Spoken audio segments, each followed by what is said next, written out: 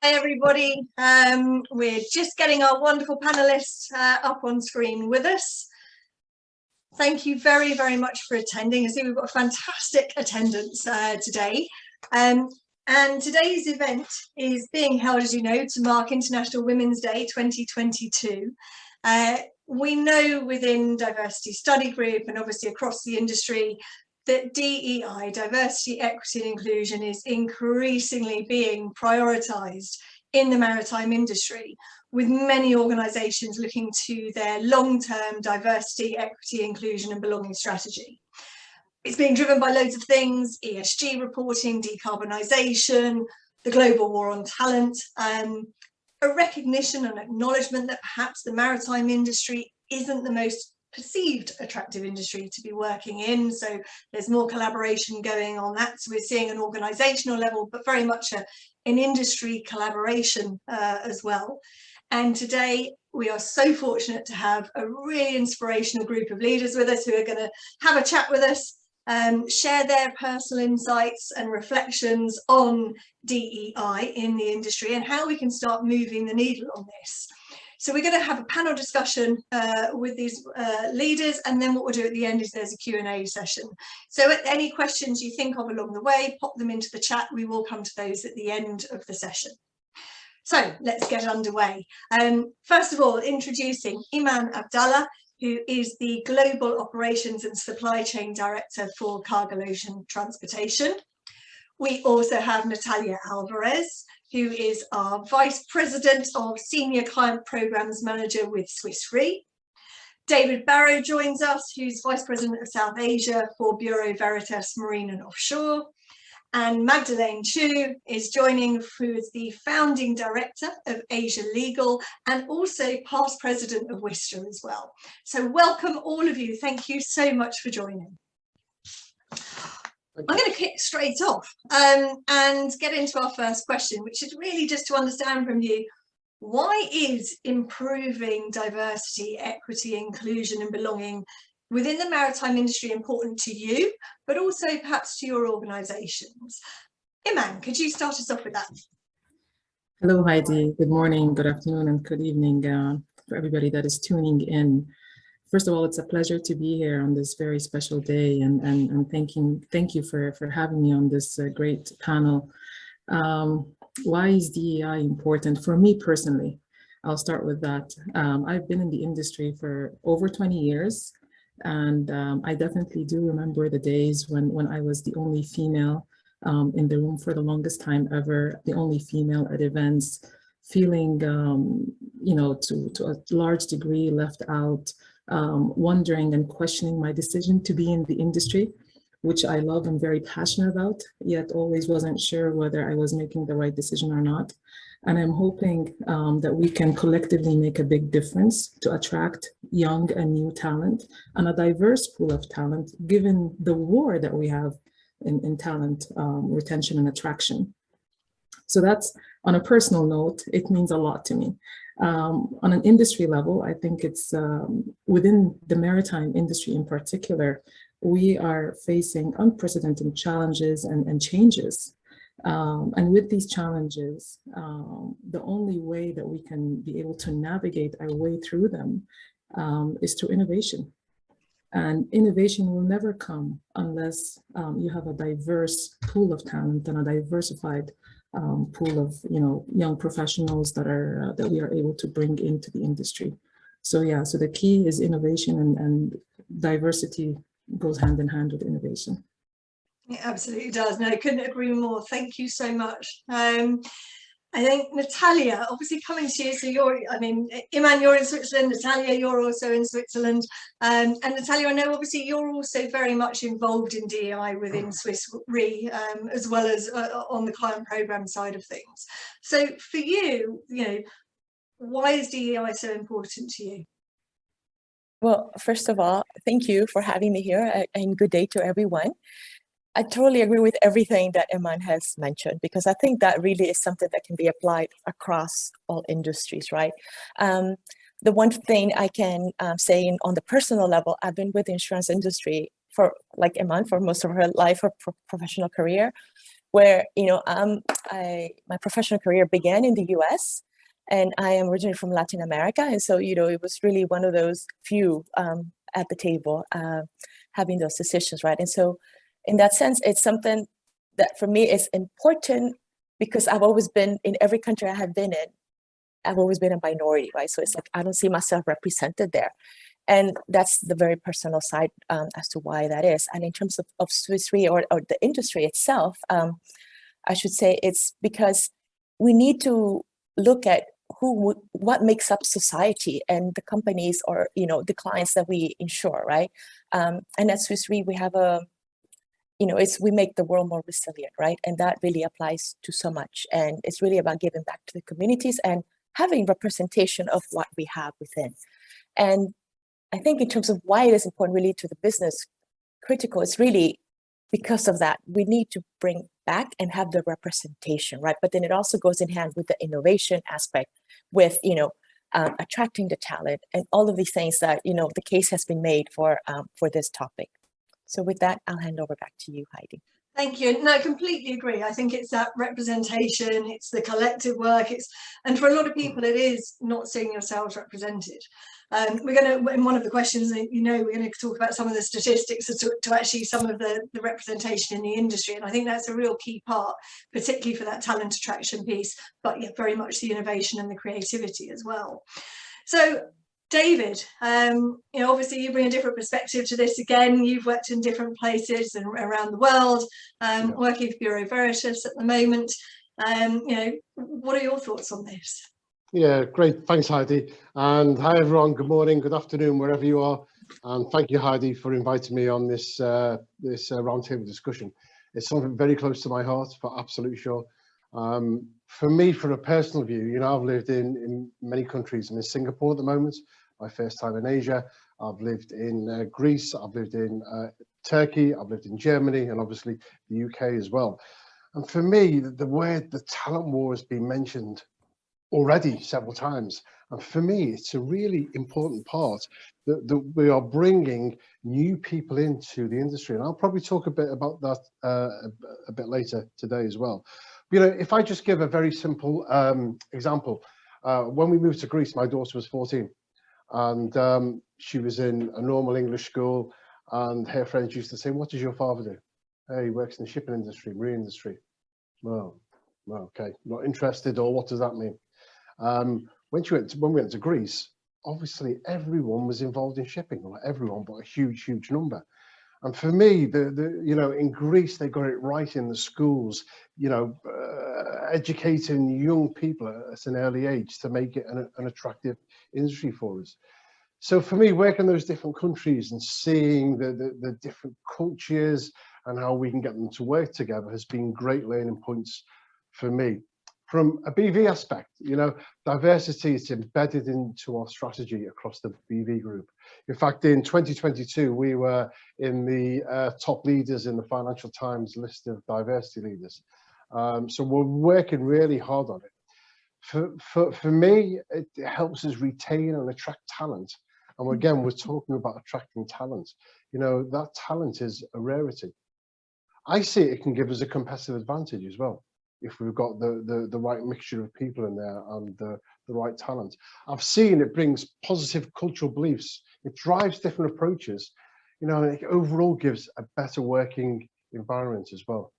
You know, I think you mentioned it, Heidi. We need to change the perception of the industry. We need to bring new skills in. People have often seen the industry as male dominated, but also a dirty industry. And we're making strides on that, but we all have to work together. You know, CSR, ESG, more and more prominent. You know, well, just before I finish this, hopefully you can see I'm quite passionate about this. You know, we all have a role, no matter what our role is in our organizations. We all have to have a role in improving here. And our leaders and our managers, we have to lead by example. Hope that makes sense, Heidi. Makes complete sense. And I think everyone's there nodding their heads. So that, you know, we're all, I think we're going to do a lot of head nodding through this session today in terms of the agreement, because there's so much, and there are so many different aspects of this very large spider's web that is DE&I, and we're going to touch on, as you said there, David, a few of them. I think the educating at an early age, what they do, you know, that Greece education side as well is something, and I've seen it coming through with some of the Maritime Skills UK. I know that we're starting to work on it within the UK, but obviously again a lot more to be done there. So there's, you know, we could in theory have this discussion all day, I think, in terms of what we can do. We're just going to try and bring out a few key insights today, and we'll come back to it again another time. Magdalene, obviously for you, you're in Singapore, you come from the legal sector, so again bringing another view into the industry. What are your thoughts on this subject? Well, I mean, from just a pure legal sector viewpoint, I think there is much more equality in terms of the number of women and the number of men in the industry per se, but not so much maybe in litigation. So less women choose litigation over transactional work, and definitely not so much when it comes to maritime litigation.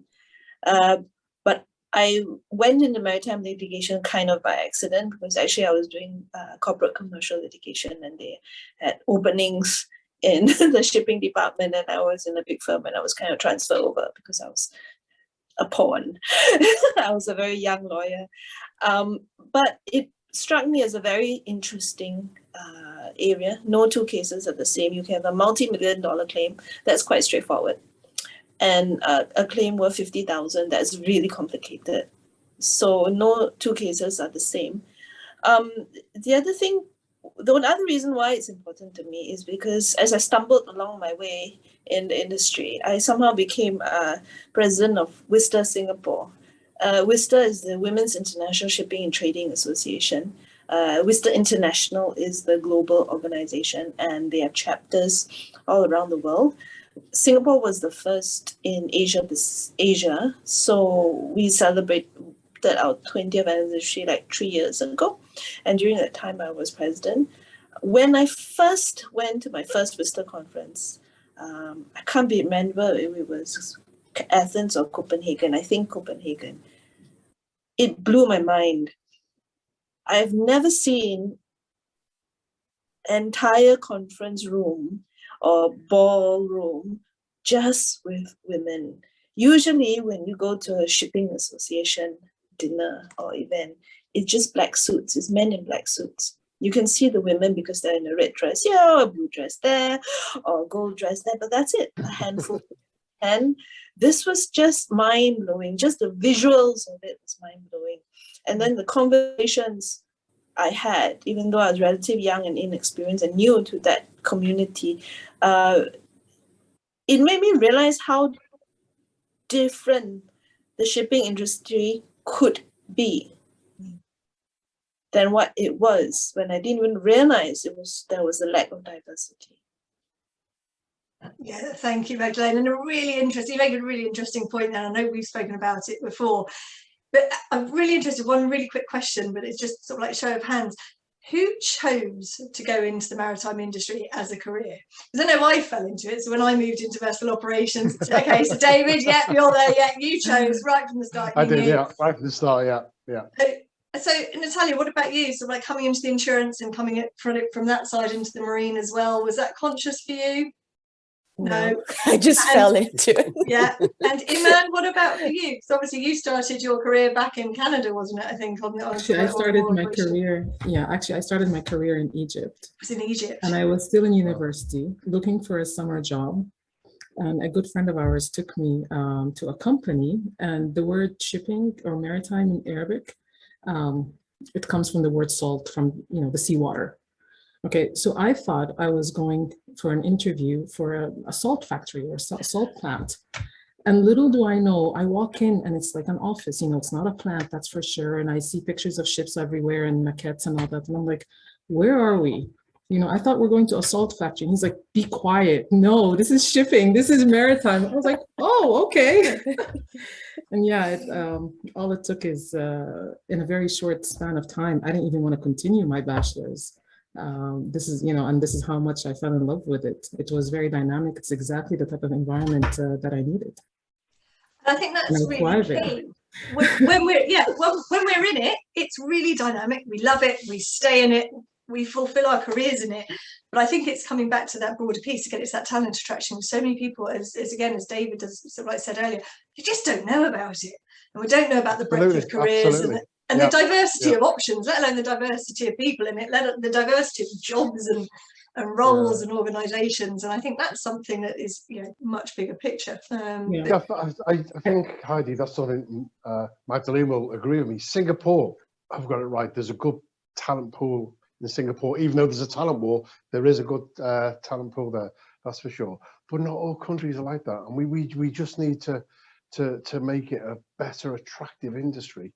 To attract people from all over the world. We absolutely do. Yeah, and I think we need to showcase what is in the industry as well, perhaps better than we do as well.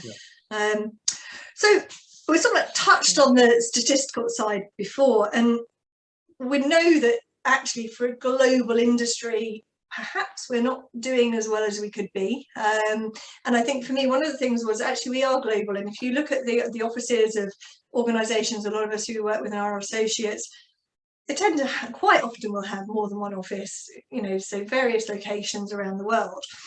When we did our DSG annual review 2021, we had 27% of C-suite were identifying as female, but that dropped to 14% at heads of department level. So from the gender representation, we know there's an issue, and that was borne out.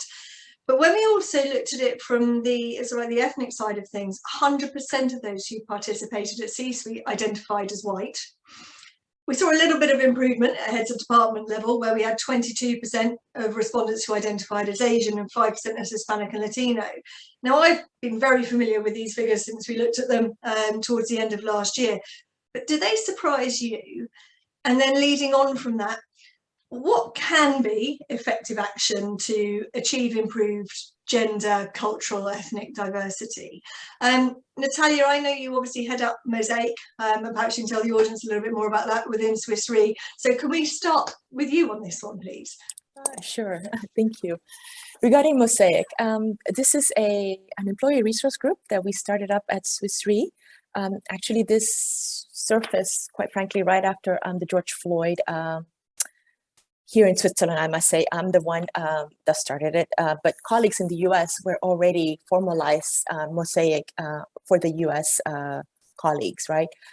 So with George Floyd, it just gave it was the occasion to do something. And even though, yes, I sit in Switzerland, Mosaic is really for developing opportunities for people of color. And yes, we have a very diverse employee base here. But also what I say is, it's the numbers, right? So the larger the base, so we cannot be going like in the US where you have the African Americans, you have the Latinos, you have the Asian Americans. Here we bring everybody together to make up for the numbers, right? And it's been very, very well received, right? So going to your questions now, have the statistics surprised me? I mean, Heidi, the statistics are the same all across the board. So they really do not surprise me, right? It just saddens me, right, that we haven't seen the change that we all strive to do, right? I mean, in just reading up and preparing, and because, I read a lot of this, there are corporations, American corporations that have been putting DEI strategies for years, but they're not getting it right. And what is that, right? I think one of the things that I can say is that we need to take a look at the middle management, because that's really where everything gets stuck in that funnel. So I think if we have accountability is given really at the top levels, but what about that middle layer, right? Where really a lot of decision-making happens there. A lot of promotions happen there.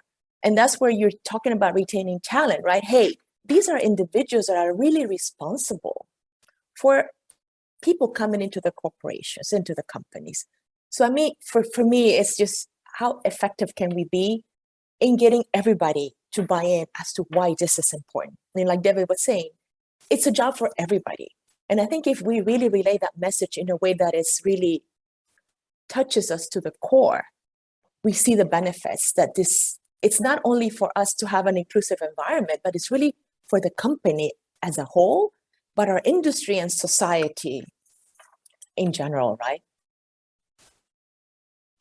Yeah, I think that's a key point, is very much that the work that we're doing here, it does affect our society and our homes and our communities, you know, for those of us with children, and you know, it broadens into every single thing that we do, doesn't it? And it's yeah, absolutely critical. And I love what you said, it is a job for everybody, in order to do what we want to do, and to achieve it. And I think some of the things you've spoken about there is, you know, the DEI strategies, you're right, there are a number of organisations, a large number, and outside of shipping we're talking, of course, whose DEI strategies haven't been that effective. And I think for us as an industry in maritime and shipping, that's actually really beneficial, in the sense that we can learn from where things have gone wrong. And certainly what we've been seeing is there isn't a one size fits all. And it's very much that you have to make sure that your strategy, your implementation, your planning is effectively done for your organisation, because if it's not, it won't stand as much chance of working. And we know again that there's so many different strands that need to come off that at all levels, but it really has to be tailored. It's bespoke to every single company. And if you do try and do just an off-the-shelf approach, as these other organisations have unfortunately seen, it doesn't necessarily yield the benefits you want. Yeah, absolutely. So, in terms of that same question, coming back to those figures and effective action for improving gender and cultural diversity, Magdalene, what are your thoughts and what have you seen on this? Well, the figures don't surprise me. I don't think they would surprise many people. Again, because you see it around you. And I think, I mean, one way is to get, I mean, companies have policies, but how far they push these policies matters. And to be perfectly honest, it's really only the bigger corporates that have the capacity and bandwidth to push these policies.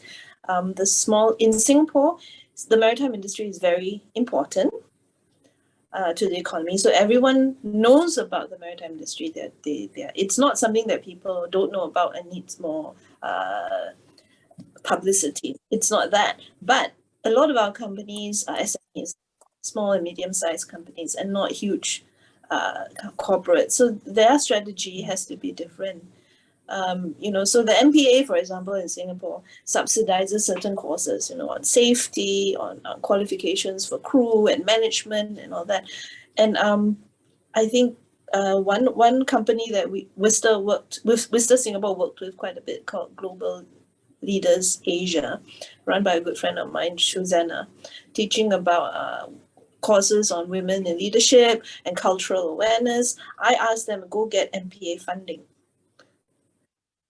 Go get MPA subsidized and put your course on their list so that shipping companies see that and think, hey, this is the same as safety and management skills and efficiency. This is up there with all these other skills. So that's one example. And however, I do think, I mean, we are kind of fighting the tide a little bit, because as companies try to emphasize diversity of views and how important it is to the bottom line, society as a whole, I think, has become such that individually and in your social life and in your general knowledge, you're becoming more and more siloed rather than diversified. Your views, you can choose, you can curate every aspect of the knowledge that and information you receive, compared to, you know, 40 years ago, where everyone read the same newspaper, listened to the same radio station, got the same information. Now it's the complete opposite. Unless you took the proactive step to read something that you wouldn't normally read from a channel you wouldn't normally watch. I think the world is going one way, whereas corporates with their D&I policies are trying to go the other way. Does that make sense? Makes complete sense, and it's a really interesting viewpoint as well, because I just completely understand where you're coming from. And I think one of the things, again, coming back to some of what we're seeing being done in organisations, is a fair amount of focus, and it ties in with also what Natalia was saying about the need for that sort of like the mid-level support as well in the training and development, is also about within our corporate environments, really empowering people to actually be able to share their views and speak up. So it's finding ways for them not only to speak up in terms of being controversial, but it's in ways where actually you can share thoughts and views and opinions on the subjects in hand. And I think you're right, perhaps where we are being more siloed outside of work because of the reasons you've said, that is becoming an increasing challenge in the workplace. And perhaps it's reassuring to think that there is some work, a lot more needs to be done, I have to say, in my opinion, in order to really equip people with the knowledge of actually how, particularly when it comes to, I think, the different cultural backgrounds and educational backgrounds and those different groups of people, to encourage them all just to sit down and share and be equal. And you know, that's, I think, one of our key challenges in the industry as well. Eman, what's your observations on this one? Yeah, so I echo everything that has already been said, and I'm definitely not surprised by these facts and these figures. I worked in 4 different continents, and throughout my career, what I have seen is that while I was embraced, and my first mentor that got me into shipping was actually a male figure, I've stumbled across many challenges actually with females. So there is no rule. What I do say, though, that for corporations and for companies, it's great that some of us have strategies in place, right? And we say these are our strategies and these are our KPIs and these are our metrics. But are we having the right conversations? Are we educating? You know, are we giving people the right ammunition so that they understand what are they up against? And I love this year's theme for International Women's Day, which is let's break the bias, breaking the bias, because this is something that I don't think many of us actually really understand, how we can all have some sort of bias one way or the other. So, and bias comes in many different forms. So, and the one thing that, you know, goes against DEI is having extreme views one way or the other. And that's the last thing we want. Some people think that DEI means going from one side of the spectrum to the complete opposite. Whereas actually this is not what we want to achieve. What we want to achieve is that, you know, find balance, that equilibrium that brings everybody in, where everybody feels that they can be, you know, be themselves and speak freely, and it's all inclusive and so forth. So I think there's a lot more work to be done on the culture side, on the educational side, on the training, on having the right conversations, you know, and encouraging people to speak up as well, aside from the broad headlines and the strategy, you know, and those things. Yeah, I completely agree. I think you touched on something really interesting there as well about those conversations, because also we know that when you bring diverse teams together, it can be more challenging to reach consensus, and it can be more challenging to get agreement, and you have to expect things to perhaps become, you know, there to be perhaps a greater debate than if everyone shares that similar mindset. But again, if it's done effectively, I think for me this is always the key that I come back to, is if it's done effectively, then it can work really well. And I can see Natalia's saying something. David, we're going to come to you next, but Natalia, go on. May I add something? This is just adding here. I think, and Heidi, I think you know me for saying this in projects we've worked. It's about companies also investing in the resources. And I say resources not only in the people that need to do the work, but also in the monetary resources, right, that we need to move and to get things moving forward. So that's what I wanted to add to this, because I think that's crucial, right? So. It is, and I think, and again, it was, I was really fortunate this year. I was on the judging panel for a diversity award. And what was really interesting, we had organisations with less than 100 employees participate right the way through to, you know, 70, 80,000 employees. And within that, we were seeing the scope of the diversity and inclusion work they were doing. And I think this also ties in with what Magdalene said, with what you're saying on the resources. All organisations can do it. You don't have to be the big corporate with a massive budget behind it. That helps, don't get me wrong. But it's that, you know, we can all do something, whether, you know, we are 10, 20, 30 people or we're at that 70,000. David, over to you for the question. So, you know, on those figures that we discussed and improving the gender, the cultural diversity, what are your thoughts? The figures didn't surprise me at all. And in fact, when I looked at them, they're pretty similar to the figures we have in Bureau Veritas at the moment. What we've realised that we've and I think is a strong point. We've acknowledged that. We've acknowledged we need to do something, and we've put effective action plans in together. So we've got a target for all our senior people, 35% to be female. That's a clear target we're working towards. And I think when you have the effective plan, you have to tell the people about it. You have to tell the people about the plans and keep them updated and have a consistent message as well. You know, we've seen that the history is steeped in male domination, that's for sure. And we need to move quicker. We absolutely need to move quicker. I mentioned before, as an industry, we need to promote the types of careers available. You know, I myself, I started my career at sea as a deck cadet. I finished when I became Master Mariner. And my father, who was an engineer, was mortified when I left, saying, you've just got to the top of your career. And actually I hadn't. I'd only got not even halfway to my career. So I think we need to promote to get females in to get that experience, and males as well. I think we really need to promote that whole career is not just the sea thing, that when you get to captain or chief engineer, you're halfway there. And we need that talent to be coming ashore as well.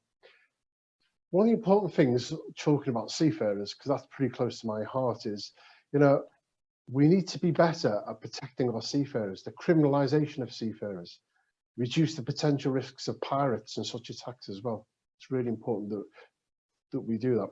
But I'd just like to quickly share just a couple of things that we've done here in BV, particularly in the South Asia and Pacific region, which I'm heading up here in Singapore. We've not just targeted senior roles, but all roles. I think somebody mentioned before, it's the middle management, but for me, we have to go further down than that and get buy-in from people. You know, I've been particularly keen on trying to get people who would we traditionally employ, i.e. a class surveyor. Let's bring in new experience. I've been hugely passionate about talent reviews. So when I arrived in BV 3 years ago, we were just looking at the, you know, my direct reports. No, let's dive deeper. Let's dive deeper. And when we see talent, tell them. You know, how often do we see people leaving an industry or an organisation where they say, I didn't feel wanted. I didn't feel as though the company saw that I had talent. So we need to tell them. It shouldn't be a secret.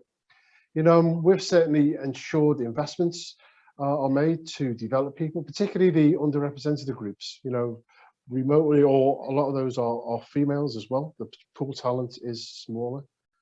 I've put in coaching and mentoring programs as well. And then, you know, for me, a great example was last year, I had a female surveyor in one of the countries that come under me. She was Muslim. And when I was talking to her, she said, I think I'd quite like to go and do an MSc in shipping, but it's in the UK. Wow, that's pretty brave, isn't it? Excellent. But I don't think I'll be able to do it. I won't get the support. Absolutely, you will get the support. And she does get the support. So it's making that funding available for absolute sure. And then for me, the last thing, when I started talking to Bureau Veritas about joining them from my previous company, who I've been with for over 20 years. And my first concern was, am I going to be one of the sole English people or sole non-French people on the exec team? Is that going to be me just sitting there? Absolutely not. We're now 50% across the different nationalities as well. And then the last thing I'm really keen on, if we see talented people, bring them in now. Bring them in now. It's really important, you know, if need be, make the investment and get those people on board and develop them within your culture that you want to do as well. Sorry, I went on a bit there, Heidi. But no, you're not. It's no. I think we're all just listening, and again, we're doing the head nodding. Shaking the head. Yeah, exactly. No, I think really valid points, and I think again, it's that last point that you made as well is when you see the Talent Act now. You know, from that recruitment side, more often than not, when organisations want to recruit, it's when do you want someone to start yesterday? Yeah, what's your notice period? Okay, well, this person's on 3 months, but the next person's going to be on 3 months as well, so you're going to end up with a gap. And we're starting to see, and I know that Cargill, you've done with your some of your graduate and the recruitment have done a really strong program on this, haven't you, Eman? Yes, we have, and actually not only for fresh grads, but what we have done is also to ensure that we have a succession pipeline for traders, because freight traders, the majority obviously, and you would see the numbers are large percentages males, and we realized that we don't have a pipeline, of female traders coming in, and we went to the market. We didn't even get any female applicants to begin with. So what we did, and the team was extremely creative, whether it's the trading team and the HR team and the recruitment team, extremely creative, that we launched a campaign where we got some of our female traders to speak out and to demonstrate, how are they coping, how did they get into the industry, their work-life balance, et cetera, et cetera. And believe it or not, that made a huge difference. And it actually encouraged a lot of females to apply from outside of the industry, take the risk, believe in the opportunity. And we ended up hiring 4 female traders, which is a great achievement. But again, this goes to that we have to talk the talk and plan and take concrete action to reach our goals. Yeah, it's quite interesting, man, that what we've been looking at over the past year or so is the wording we're using on our job adverts. Is it too harsh? Is it direct, or because we're a very male-dominated industry, have we just slipped into a way of making those job adverts or the job specifications too sharp? When people see them and say, "Well, no, I can't do that. That's a male's job, or that's someone from Northwest Europe's job."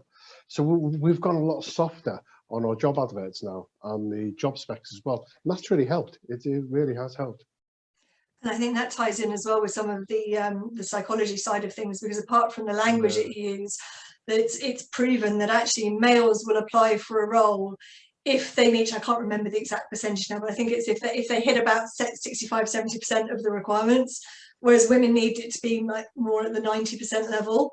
So again, if you're changing what you're asking for and how you're asking for it, it will have it. And I think that in combination as well with what Eman is saying in terms of, actually putting people out there who represent those areas you want to be recruiting for. So having those female traders attract more female traders, it tells its own story. And I think that's really, we see that being really powerful as well.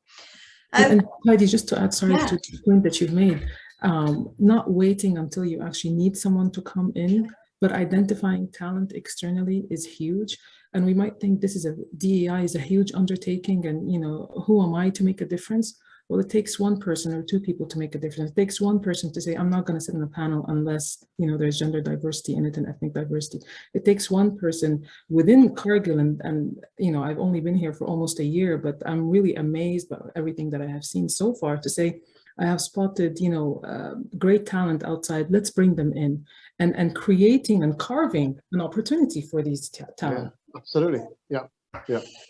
How do you see that? Just sticking on that point, and we sort of I know we've got a few more questions to go through. We may not go through all of them before we go to the Q&A, but just sticking on this, because one of the things with some of the work that we've been doing as well that we've come up against is probably more a question, I think, suspect for you, David, is on the commercial and the operational side. So those kind of the trading roles, the operational roles, those functions.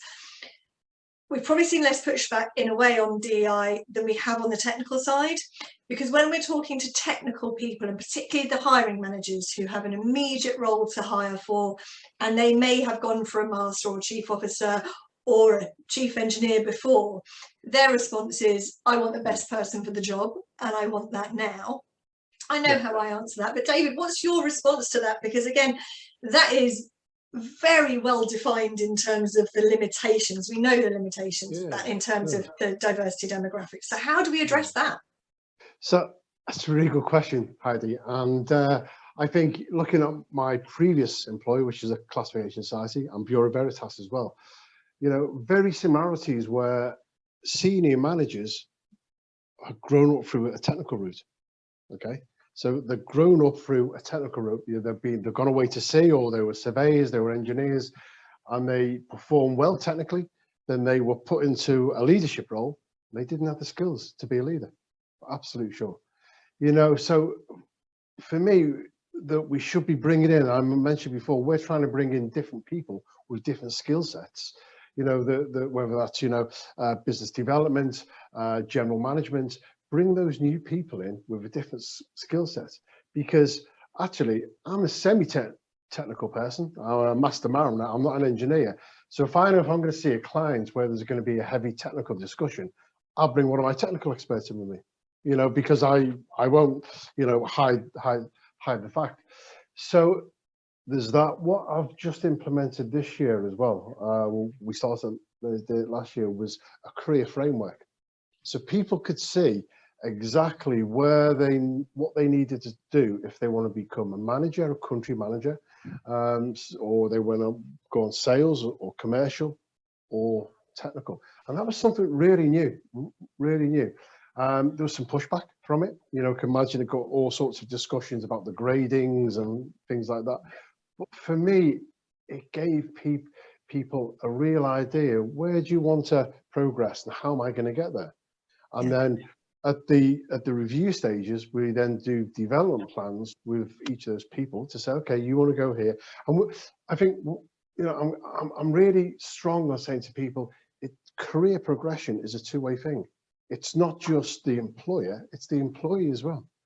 You know, so don't come to me and just say, oh, where's my career going? You have to have an idea as well. Yeah, you've got to speak up, haven't you, and have that. Yeah, it has to be two-way, because otherwise, you you could end up in the wrong place as well. That's in right. terms of And the career framework came from what we do every year, a employee survey, Be Vocal, and particularly in this geographical region, there was feedback saying we see no career progression.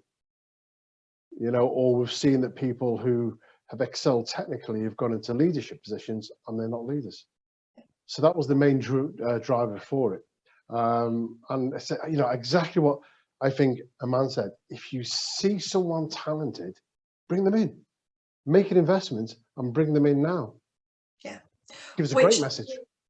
It is. And I know some organisations, again, probably the smaller ones, don't always have the capacity for it. I think, you know, certainly for the larger ones where we can, I think absolutely.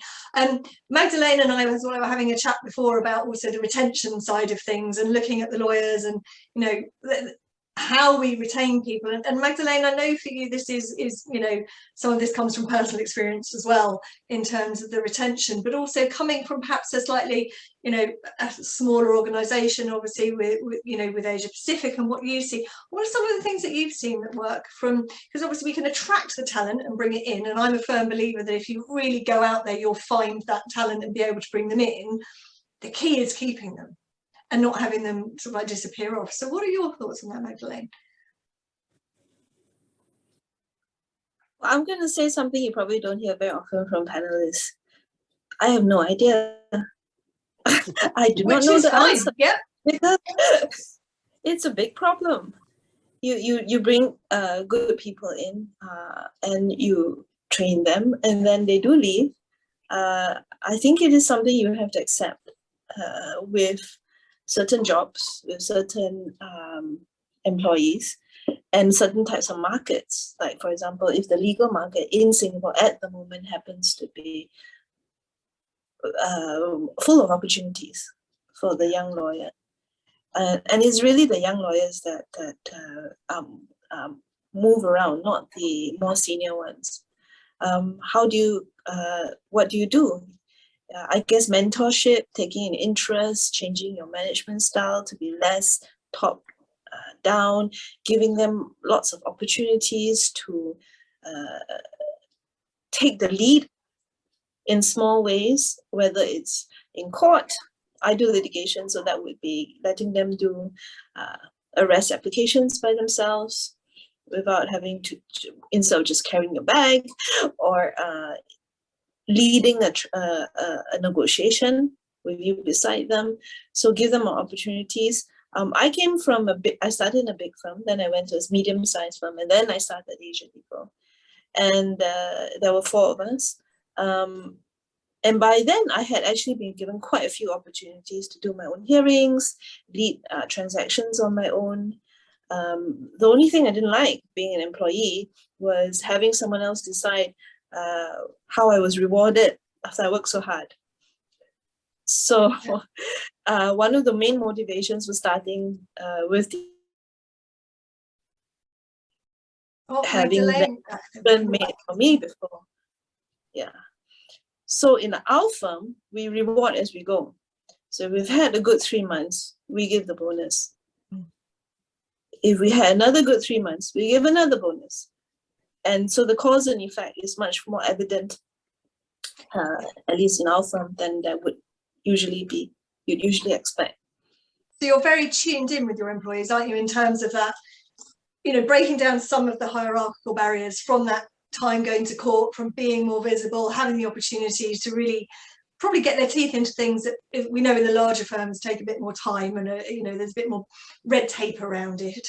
And again, with that financial reward as well. So you're very much trying to be, I know it's a real word of the moment, but you know, agile in what you're doing and what you're thinking and how you're reacting to things. I think there's only so long you can swim against the current.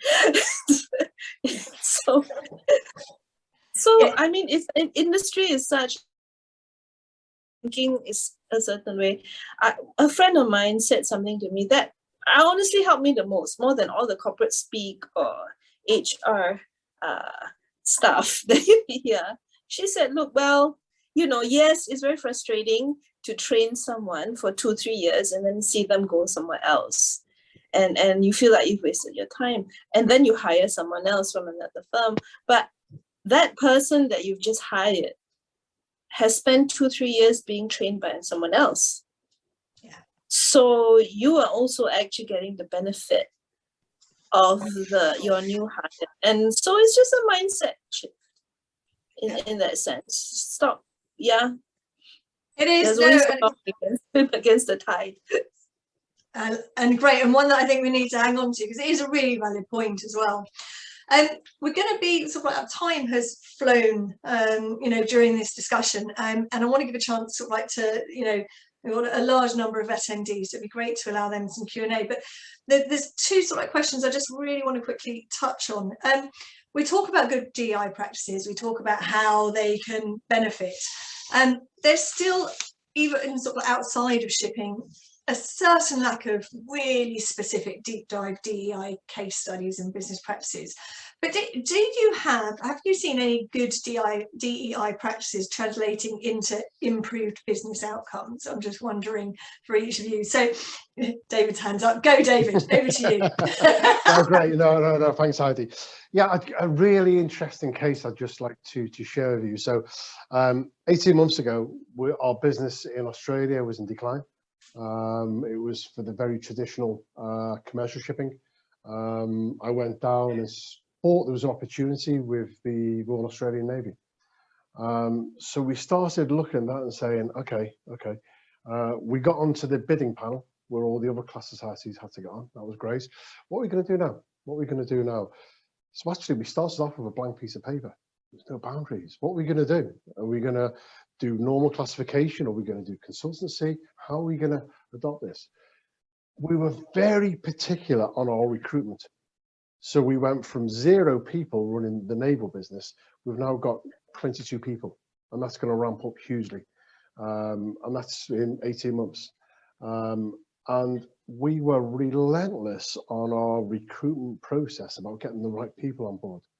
So irrespective of race, religion, male, female, we wanted the right people with the right skill set. I think more importantly, the right attitude and personality to fit in with that team as we built that team up. You know, so out of the people there now, we're on 50% male, female, which is great. Wow. And the business has overtaken. 18 months ago, Australia was at the bottom of my revenue league table. They are about to overtake Malaysia, who was second. And I've given them the challenge, and I think we'll do it. Next year, they'll become the #1, both revenue and margin provider. And, you know, when people have said to me, what are the key success factors? It was start on a blank piece of paper, not compromising recruitment. So not trying to say, well, this person's sort of fit and let's get them in. We've had 2 people that have left. They've gone for better jobs and we've stayed very close to them. We've congratulated them, saying, that's great, fantastic, let's stay in touch. So that, for me, is adopting all those principles and show a positive effect it can have, particularly on a sort of startup type of business, which that was. No, and I think it'd be great. That's a much bigger discussion as well, to learn more about that. Particularly, I think when we look at the skill set and the values, the soft skills as well, because I think we're seeing that come through a lot more. Absolutely. Eman, what about for you? I mean, you've obviously mentioned the fact that you've got, the traders coming through, and you can see the gender side. Is there anything else for you that you've seen? To be honest, I don't think we would be where we are today as an organization if it wasn't for everything that has been done and the seeds that have been planted, decades ago.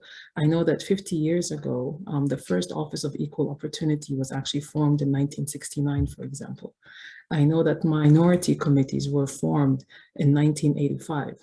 I know that in 2015, we set a very aspirational goal that by 2030, we would have gender parity, and that 20% of the US minority leadership, we would have minority leadership representation in the US. And I think it's all of these things, the focus groups, the work that's on the ground, putting in the right resources that had led, to really making a difference. So, and if I zoom in, so this was on a corporate level. This cascaded into each and every business unit. And if I zoom into Cargill Ocean Transport, a business that was formed to serve our own internal trades. And today our internal trades only form 25% of what we move globally. And I think that in itself is a huge achievement. And having said that, we know that there is yet more to be done. But and everybody is collectively coming in to say that we want to make a difference. And the biggest difference we can all make, I think, is by taking a chance. Look beyond what's written in black and white. Look beyond the age. Look beyond the number of years of experience. Peel the layers and see who's really in there, who's in front of you, especially during the recruitment process, and identify real talent to really, have that diversity that we're all looking for. Yeah, I think a really valid point. And the other thing you've spoken there also about your, the history is the fact it takes time. If you look at when some of those are being put in place, I think one of the key things as well is, particularly for maritime and shipping, where this is relatively recent for a lot of organisations, particularly trying to, from the prioritisation of it as a business strategy, not just sitting as an HR, but a business strategy. It's going to take time. We're not going to see the results in 1 year or 2 years. We're talking about looking way back and then tracking the progress. Yes, absolutely. Thank you. Fantastic. Magdalene, what about you? You've obviously spoken a fair amount on the legal side. Have you seen anything yourself that's particularly impressed you, that stood out?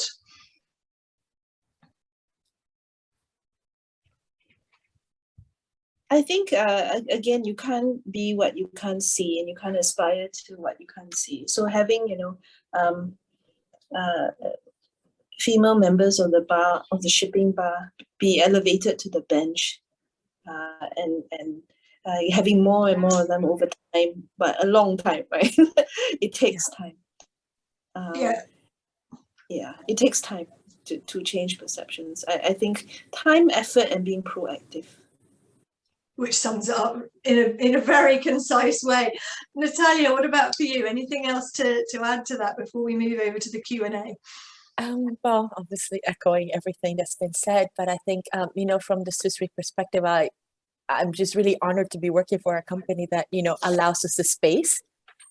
We have really, truly D&I champions, and give us, the resources, gives us the time for us to do things, right? Because we are the only ones, we feel it, we want to make a difference, and we are respected for this, right? And the other aspect is, of course, David mentioned this, DEI is in our business strategy. And another aspect from within my company is that we appointed actually a chief diversity officer for SwissRe, right? There's not a lot of companies that have that. And I think that is really to be, something that I'm really extremely proud of. But in terms of other practices, what I say, it's International Women's Day. We do have a really wonderful sponsoring program within Mosaic, right? We're sponsoring minorities, but also within our company, we've had that has been really successful in helping us, you know, raise the bar, and it has good trade winds, right? So we're going in a very good direction. So I think for that, but I think ultimately we come down to all of this, and really is, why do we do this? It's because we really want to have a place for everybody to feel safe and they feel they belong, right? Belonging is a big word that we're hearing from different angles, but truly, I mean, we spend 8 hours a day of our day, you know, at work, and if we can only make it even more inclusive, where we can speak up, like Eman has mentioned, and you know, you can really be you. Why should I need to put on a mask and be somebody else, right? I think that in itself, if you have that environment, I think that to me is really, it can only be successful, right? So yeah. Yeah. And probably never more needed than the world we feel like we're living in today at the moment as well. Very much so, a really good point. As I mentioned before, we've sort of like, we're cutting it relatively close on time, but just from an attendee perspective, from the audience out there, do you have any questions you would like to put forward to our panelists? If you do, pop them in the chat now and we'll get through a few. We've made some really interesting, I think, observations during that today. So just while anyone is considering popping a question in there, we've spoken about the talent attraction piece. And obviously, I think, Eman, you spoke about what you're doing for the talent attraction piece and broadening it out. Is there anything else? Because obviously we're looking to really attract talent that is not aware of the shipping industry. Where does that start? David's touched on the fact that, you know, we need to look at, you know, perhaps the education side of things and bring it back. Are any of you aware of any other things that are being done, initiatives at the moment that really are going to help the shipping industry promote itself and maritime promote itself a bit better? If I may just mention accelerator programs, Heidi. Yep, please do. If I may. I think they are a great thing because you get young people who may not be in the industry. A great example is Eastern Pacific Shipping here in Singapore. They've got their Techstars, which is excellent. I'm a mentor on there, and I love doing it. It's amazing, you know. And with Bureau Veritas, we've helped some of those startups as well. But for me, it's bringing people in with the skill sets that we need. So it's as an industry. Okay, Techstars, EPS are funding it, but we're supporting it as our other stakeholders as well. And for me, it's just bringing in those new people or people with different skill sets that we need, because we have to move quicker on technology and innovation. And we get these very young people coming in, you know, who will leave us all behind, you know, and we need them. We need them. So for me, the accelerator programs are a great route to bring new talent into the industry. And I just want to add to what you said, David. I think for the new generation to know more about us as an industry, we need to be extremely vocal, you know, and be extremely vocal, especially online and in the public domain and social outlets and so forth. I feel that the new generation are looking for three very important things: DEI, sustainability, and work-life balance. And what I would suggest to all the employers out there who want to attract the right talent, you have to be vocal about your strategy and your position in those three key areas to attract the right talent, because the young generation are being extremely selective. They want the companies that are sustainably conscious. They want the companies that have strong DEI strategies in place, and they want to maintain their work-life balance, which is very, very different than perhaps what we were looking for when we first came into the, you know, to the working force. Yeah, absolutely, and completely agree. And I think it is also recognizing that change completely away from, you know, I think for me it was that you're on call 24/7, and that's not the case now, which is good. You know, you don't necessarily need to be. And I think what's interesting here is we just had a couple of points coming into the chat, which is on the BV side, you're having a purpose to lead what you're about changing the concept of who you are, which really is welcoming different people and perspectives. And again, tying on what you said there, Dave. I have another point here. How as organisations do you influence? So, okay, let's start this from the beginning. Regarding talent attraction, many in maritime and oil and gas industry use manpower and recruitment agencies. How, as organisations, do you influence their DEI strategies to ensure they basically actively seek and attract diversity candidates? If they use the old playbook and cast the same net, they keep attracting from the same pool of people. I'm actually going to take that one and then open it up. So because I wear two hats. So for me, I've been involved in recruitment for the maritime sector for nigh on 20 years now. So one of the things I've seen, and I think I've spoken to all of you about, is I'm a little bit surprised that actually at the moment we're not being pushed on our DEI activities. Now, within halcyon recruitment, the other hat, we are really pushing DEI where we can. But again, what we tend to find is you have the managers who need those roles and they need them filled yesterday. Their focus, the pressure on them is about finding that person now, because they're not being tied into the longer term, the bigger picture business strategy. So for me, I think that's part of the key here, is those conversations being broadened about what we're looking for, and understand that if we're going to look for diverse talent, it might take a little bit longer to bring them up to the level of that plug and play in other ways. So I think we need to be working on that. But I also think absolutely, how are you organisations influencing your recruitment partners? Because I think when you look at executive search and the really senior roles, it is happening. We've worked with some organisations who've asked us to do market maps of potential future talent. So again, there is some awareness there. But are you really starting to push this through when you're working with external partners? Eman, you're nodding. Yes, we are. And we have a common theme now, which is if we're going to go into the market and, you know, the pool of candidates is one-sided, one way or the other, we don't even engage and start the interviewing process. And we say, go back to the drawing board. No, well, we can't find.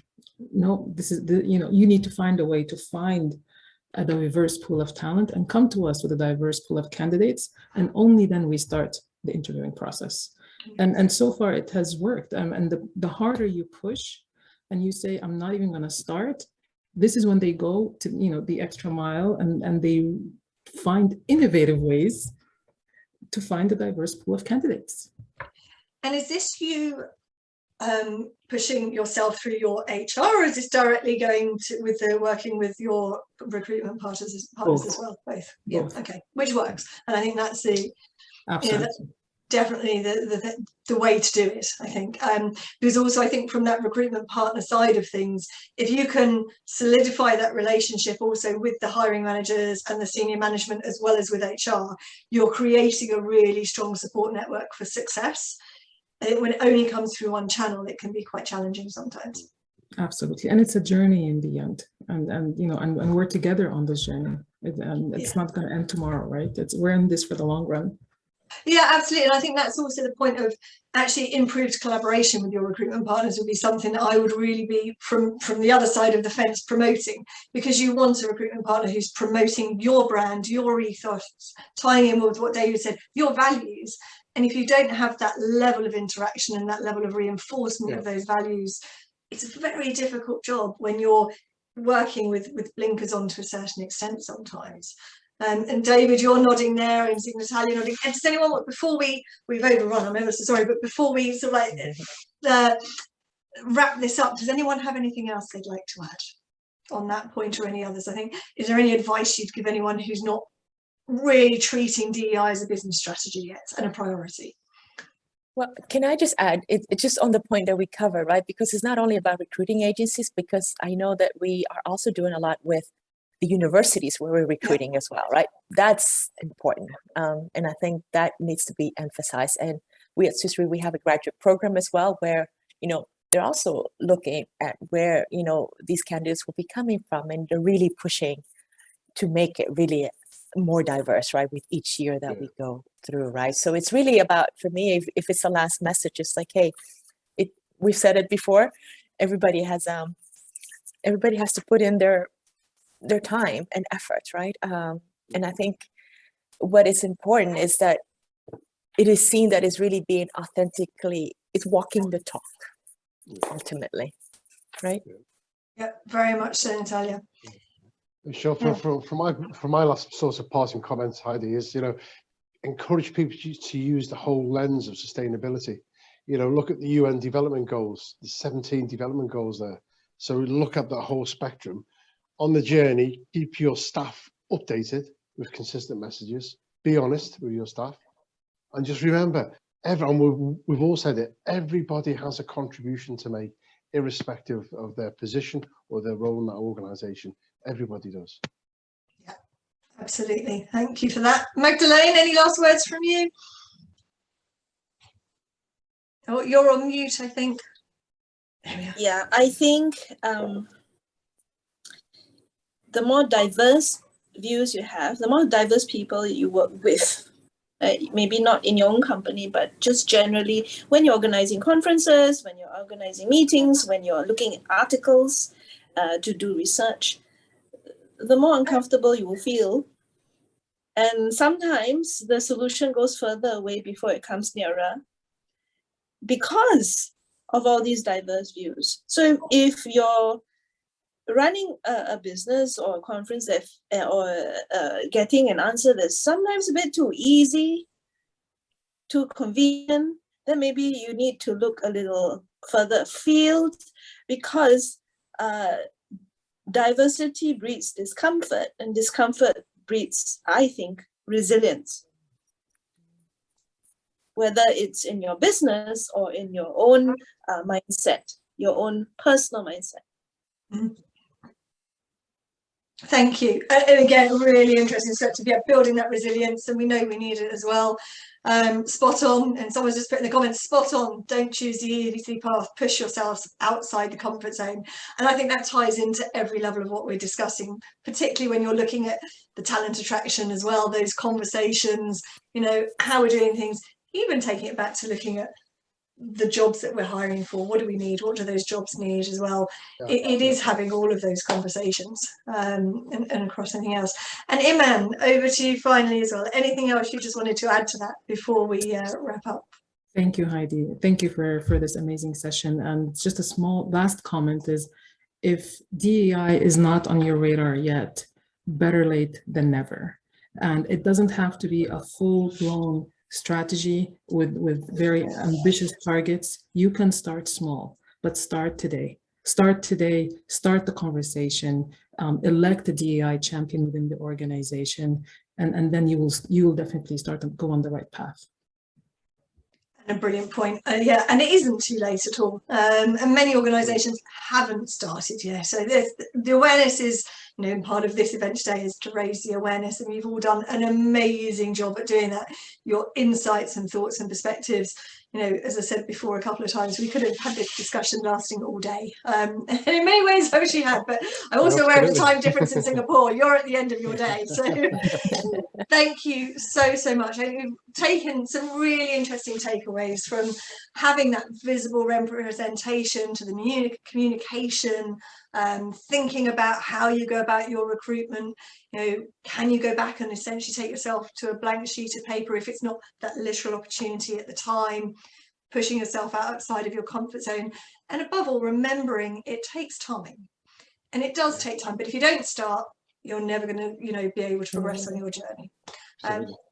So Eman, Natalia, David, Magdalene, thank you so much. If anyone's got any questions, feel free to contact us, and we can always pass them on to the panelists.